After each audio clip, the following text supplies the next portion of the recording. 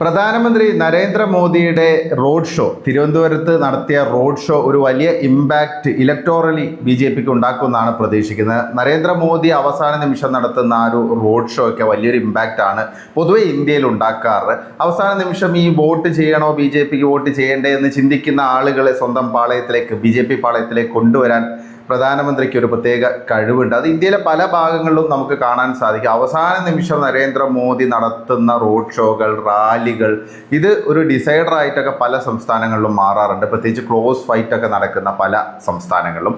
കേരളത്തിൽ ആ രീതിയിലല്ലെങ്കിൽ പോലും തിരുവനന്തപുരം പോലെയുള്ള ഒരു ജില്ലയിൽ BJPക്ക് വിജയസാധ്യതയുള്ള ഒരുപാട് മണ്ഡലങ്ങളുള്ള ഒരു ജില്ലയിൽ ഇതിനൊരു ഇമ്പാക്റ്റ് ഉണ്ടാക്കാൻ പറ്റും എന്നുള്ളത് ഉറപ്പായ കാര്യം തന്നെയാണ്. പ്രത്യേകിച്ച് തിരുവനന്തപുരത്ത് കഴിഞ്ഞ ലോക്സഭാ തെരഞ്ഞെടുപ്പിൽ BJP പിന്തുണച്ച വലിയൊരു വിഭാഗമുണ്ട്. ഇപ്പോൾ നിയമമണ്ഡലത്തിൽ 22,000-ലധികം വോട്ടാണ് രാജീവ് ചന്ദ്രശേഖരന് ലഭിച്ചത്.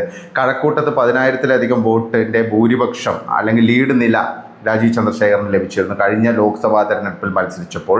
അതുകൂടാതെ വട്ടിയൂർക്കാവാണെങ്കിൽ 8,000-ലധികം ലീഡ് രാജീവ് ചന്ദ്രശേഖരനുണ്ടായിരുന്നു. കാട്ടാക്കടയിൽ V മുരളീധരൻ ലീഡ് സ്വന്തമാക്കിയിരുന്നു. ഏതാണ്ട് 5,000-നടുത്ത് ലീഡ് സ്വന്തമാക്കിയിരുന്നു. അപ്പോൾ ഇതൊക്കെ ലോക്സഭാ തെരഞ്ഞെടുപ്പിൽ സാധ്യമാണ്. പക്ഷേ നിയമസഭാ തെരഞ്ഞെടുപ്പ് വരുമ്പോൾ പെട്ടെന്ന് ആ രീതിയിലുള്ളൊരു വോട്ടിംഗ് പാറ്റേൺ ഉണ്ടാകുന്നില്ല. എൻ്റയർലി ഡിഫറെൻ്റ് ആയിട്ടുള്ള ഇലക്ഷൻ ആണെങ്കിൽ പോലും ഇപ്പോൾ BJP ആ ഒരു ലോക്സഭാ പാറ്റേണിലുള്ള ഒരു വോട്ടിംഗ് സ്റ്റൈലാണ് പ്രതീക്ഷിക്കുന്നത്. അപ്പോൾ അതിന് പ്രധാനമന്ത്രി നരേന്ദ്രമോദിയുടെ ഈ ഒരു റോഡ് ഷോ വലിയൊരു ഘടകമായി മാറും. പ്രത്യേകിച്ച് മോദിക്ക് വോട്ട് ചെയ്യാൻ താല്പര്യമുള്ള ആളുകൾ പലപ്പോഴും നിയമസഭാ തെരഞ്ഞെടുപ്പ് വരുമ്പോൾ ആ രീതിയിൽ വോട്ട് ചെയ്യണമെന്നില്ല. പ്രത്യേകിച്ച് മോദിയോട് താല്പര്യം കാരണം മാത്രം BJPക്ക് വോട്ട് ചെയ്യുന്ന വലിയൊരു വിഭാഗം തിരുവനന്തപുരം പോലെയുള്ള നഗരങ്ങളിലൊക്കെ ഉണ്ട്.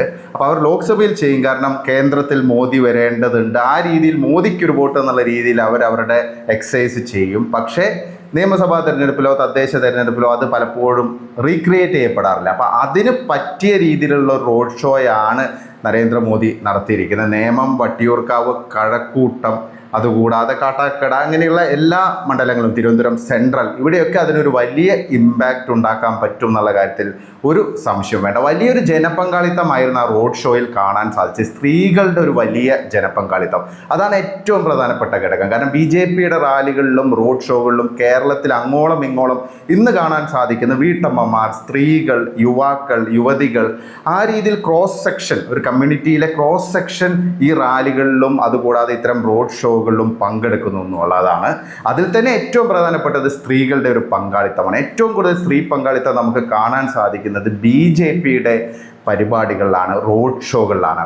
അതൊക്കെ ഒരു മാറ്റത്തിൻ്റെ ഒരു സൂചനയാണെന്ന് തന്നെ കരുതേണ്ടി വരും. എന്തായാലും പ്രധാനമന്ത്രി നരേന്ദ്രമോദിയുടെ റോഡ് ഷോ വലിയൊരു ഇമ്പാക്റ്റ് തിരുവനന്തപുരം ജില്ലയിൽ ഉണ്ടാക്കും. പ്രത്യേകിച്ച് നേമം, വട്ടിയൂർക്കാവ്, കഴക്കൂട്ടം, തിരുവനന്തപുരം സെൻട്രൽ, കാട്ടാക്കട, നെടുമങ്ങാട് തുടങ്ങിയ മണ്ഡലങ്ങളെല്ലാം ഇതിൻ്റെ ഒരു സ്വാധീനം നമുക്ക് കാണാൻ സാധിക്കുമെന്നുള്ളത് ഉറപ്പായ കാര്യമാണ്.